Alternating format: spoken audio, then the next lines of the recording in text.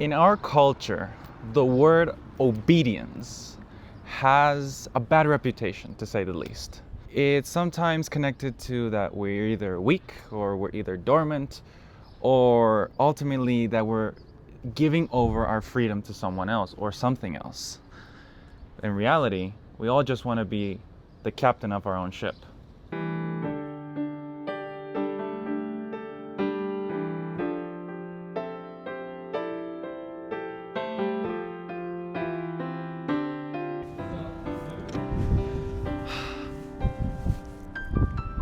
So, what if we have it all backwards? What if obedience isn't about just keeping us in a cage and just preventing us from doing things, and more like a guardrail that's just protecting us from falling off the edge? So then, real obedience then isn't about control, but it's more about trust. And the Bible flips this script on what God actually wants from us. In the book of 1 Samuel chapter 15 verse 22, the prophet Samuel confronts King Saul, who thought he could do whatever he wanted or the way he wanted it to be, and then cover it up by, we could say, covering it up by doing religious ceremonies. But Samuel tells him in this passage, "Does the Lord delight in burnt offerings and sacrifices as much as in obeying the Lord?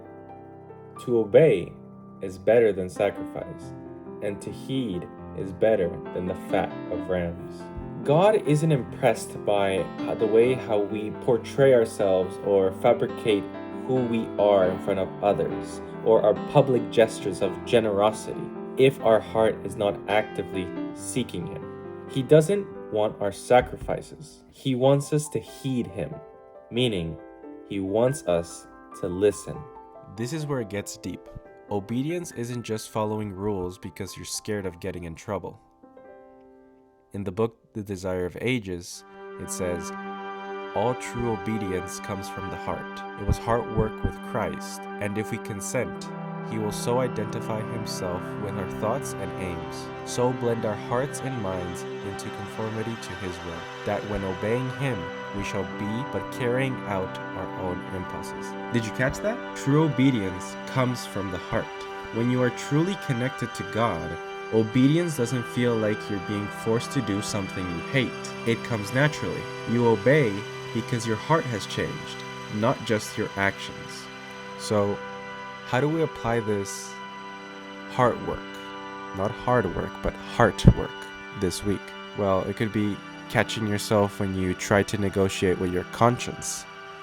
That hesitation, that's usually where disobedience starts. Look at the small things.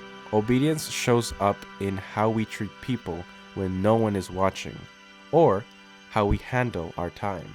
So pray for that heart work. Ask God to align your impulses with His will, so obedience feels like freedom and not a chore.